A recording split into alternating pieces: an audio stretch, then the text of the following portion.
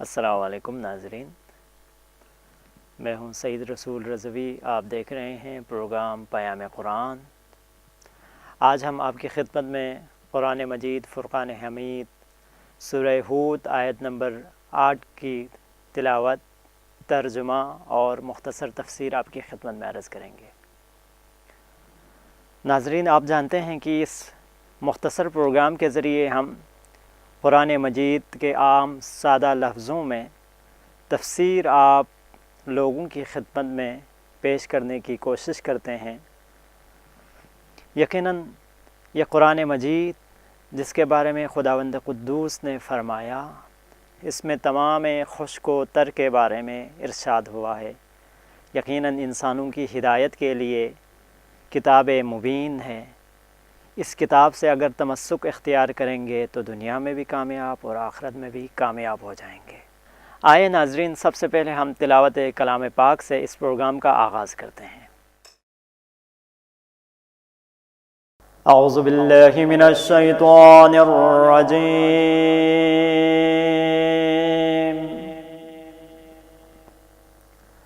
بسم اللہ الرحمن الرحیم۔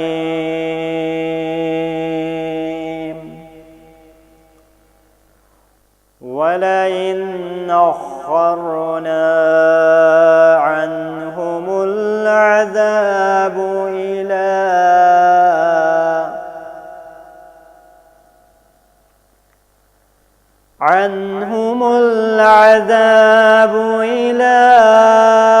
أُمَّةٍ مَّعْدُودَةٍ لَيَقُولُنَّ مَا يَحْبِسُهُ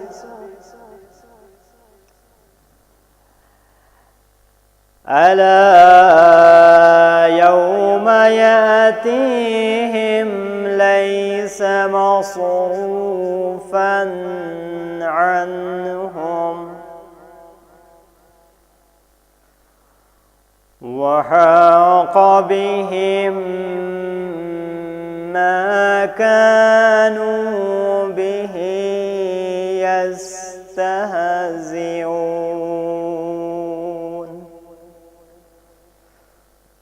صدق اللہ العلی العظیم۔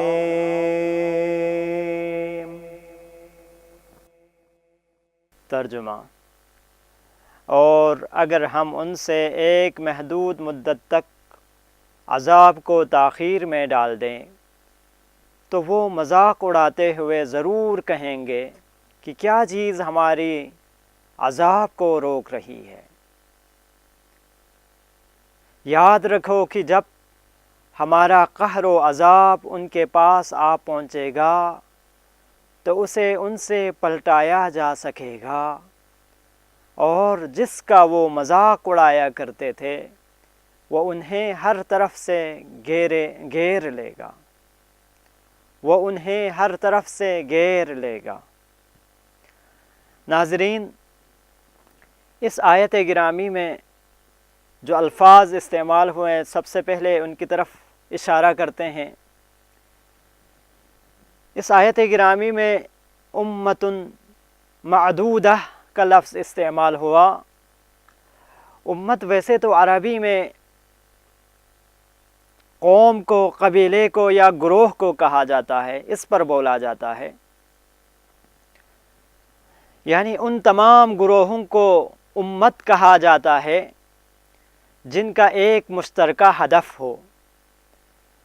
اور اسی طرح سے یہ لفظ امہ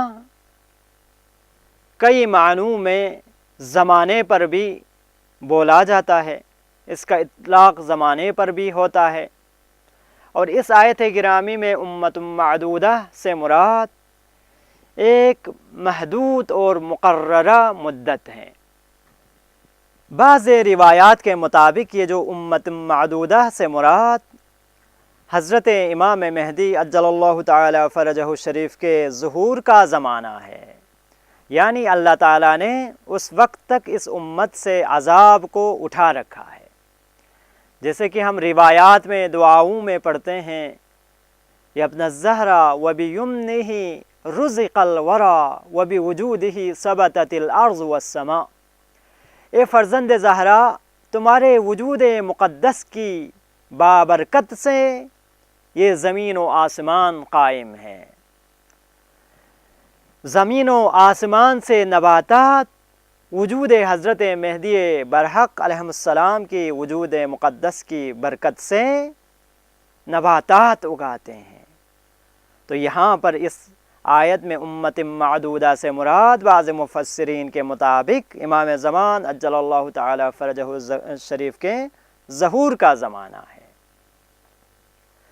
اس کے ساتھ ساتھ اس آیت گرامی میں جو ارشاد ہوا کہ عذاب کو ٹالا گیا ہے لوگوں سے ایک محدود معینہ مدت تک، عذاب کو ٹالا گیا ہے، یہ کیوں ہے؟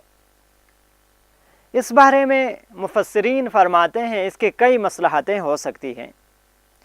مثلاً ہو سکتا ہے کہ اس دوران میں یہ جو گناہگار انسان ہیں توبہ کر لیں، گمراہ والدین سے نیک اولاد پیدا ہو جائیں، تاکہ اس کے ذریعے سے وہ نیک اولاد کے ذریعے سے انسان گناہوں سے توبہ کر لے۔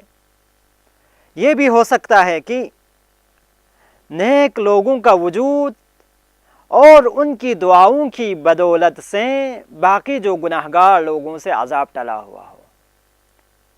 خداوند قدوس عذاب الہی اس لیے نہیں بھیج رہا کیونکہ وہاں پر بہت سارے مومنین ہیں جو خدا سے توبہ و استغفار کرتے ہیں، دعا کرتے ہیں، ان کی وجود کی وجہ سے باقی لوگ بھی محفوظ ہیں۔ امام جعفر صادق علیہ السلام فرماتے ہیں حسن عمل سے مراد ایسا عمل ہے جس میں علم، اخلاص اور تقوی شامل ہو تاکہ کثیر تعداد کا عمل کہا جائے۔ انسان کے یہ جو چھوٹے چھوٹے اعمال ہیں یہ مل ملا کے بہت بڑا عمل حسن بن سکتا ہے۔ تو ناظرین، اس آیت گرامی میں جو مختصر پیغام دیا گیا ہے ان پیغامات میں سے ایک پیغام یہ ہے کہ خداوند عالم کے کام اپنے وقت کے مطابق ہیں۔ خداوند قدوس کی مشیت میں جو کام ہوگا وہی مقررہ وقت میں انجام پائے گا۔ ہر چیز کے لیے ایک مقررہ وقت ہے، اسی وقت میں وہ کام ہو کے رہے گا۔ اور عذاب کی مہلت جو انسانوں کو ملی ہوئی ہے یہ خدا کی طرف سے مہربانی کی دلیل ہے، نہ کہ خدا کی طرف سے کوئی کمزوری ہے۔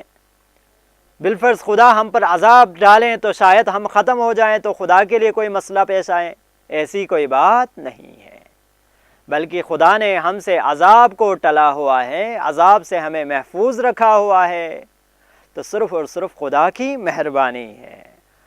لہٰذا اس عذاب کے ٹلنے کی وجہ سے مذاق نہیں اڑانا چاہیے۔ جیسے کہ آیات میں ذکر ہوا، وہ لوگ توبہ کرنے کے بجائے کیا کرتے ہیں؟ یستہزئون، کہ مذاق اڑاتے ہیں، کہتے ہیں کہ خدا نے ہم پر ابھی تک عذاب نازل نہیں کیا، جبکہ ہم گناہ بھی کرتے ہیں، ہم طرح طرح کی گناہ کرتے ہیں، اس کے باوجود خدا نے عذاب ہم پہ نازل نہیں کیا۔ یہ صرف اور صرف خدا کی مہربانی ہے۔ خدا اگر چاہیں تو عذاب ایک لحظے میں قہر الہی آ سکتا ہے۔ بڑے بڑے سلطنتیں، بڑے بڑے لوگ ایک ہی لحظے میں ختم ہو گئے، انہوں نے خدا کی اس نعمت سے استفادہ نہیں کیا جو خدا نے ایک عذاب کو ٹلنے کے ذریعے سے دیا تھا، تو خدا نے ان کے نام و نشان تک مٹا دیے۔ اور خدا کا عذاب مذاق اڑانے والوں سے ٹل نہیں جائے گا، یہ حتمی فیصلہ ہے۔ یوم حساب اس انسان پر اس کے اعمال کے حساب سے سزا و جزا دیا جائے گا، مگر یہ جو محدود مدت کے لیے امت معدودہ یا محدود معینہ مدت کے لیے جو ڈیل دی گئی ہے یہ امتحان کے لیے ہے، ابتلا کے لیے ہے، تاکہ خدا کے شاکرین بندے پہچانے جائیں، تاکہ یہ معلوم ہو سکے کہ خدا کے شکر گزار کون لوگ ہیں، تاکہ یہ معلوم ہو سکے خدا کی طرف پلٹنے والے کون ہیں، توبہ و استغفار کرنے والے لوگ کون ہیں۔ خدا کی اس ڈیل پر انسان کو مغرور نہیں ہونا چاہیے، کیونکہ اس عذاب میں تاخیر یا جلدی جو ہونا ہے یہ اللہ تعالیٰ کی طرف سے ہے، انسان کی بس میں یا انسان کی قدرت میں کوئی چیز نہیں۔ انسان یہ کہے کہ میں اپنے اوپر یہ عذاب نہیں لوں گا، ایسا نہیں ہو سکتا۔ انسان یہ سوچے کہ میں اس عذاب کو روک لوں گا، ایسا نہیں ہو سکتا۔ اگر خدا کی طرف سے کوئی عذاب آ جائیں، قہر الہی آ جائیں، تو دنیا جہاں کی کوئی قدرت اس عذاب کو ٹل نہیں سکتا۔ تو خداوند قدوس کا یہ جو فیصلہ ہے، تاخیر جو کیا گیا ہے عذاب سے، اس تاخیر کو ہم استہزاء میں نہ لیں، مذاق میں نہ لیں، اس کا مذاق نہ اڑایا جائے۔ یہ نہ کہا جائے کہ خدا نے تو عذاب صرف لکھا ہوا ہے، ہم پہ تو کوئی عذاب ہی نہیں آیا۔ یہی سوچتے ہوئے، یہی سمجھتے ہوئے استہزاء کریں، مذاق اڑائیں، تو یہ یاد رکھنا چاہیے کہ خدا کا جو عذاب ہے، عذاب علیم، یقینی ہے اور حتمی ہے۔ یہ ٹل نہیں سکتا۔ انسان کے اعمال کے حساب سے یوم الحساب، یوم آخرت، اس سے ضرور حساب لیا جائے گا، مگر ابھی تک جو ٹلا ہوا ہے، صرف اور صرف انسان کو خدا کی طرف پلٹنے کے لیے معینہ مدت میں انسان خدا کی طرف رجوع کریں، تاکہ خدا کی طرف رجوع کریں، توبہ و استغفار کریں، اس لیے یہ ڈیل دی گئی ہے۔ تو خدا سے دعا ہے کہ خدا ہمیں توبہ و استغفار کرنے کی، قرآنی کلمات پر عمل پیرا ہونے کی توفیق عطا فرما۔ ناظرین، آج کے پروگرام کا وقت ختم ہوا چاہتا ہے۔ اگلے پروگرام میں آپ سے ملاقات ہوگی، تب تک کے لیے اجازت دیجیے۔ اللہ حافظ۔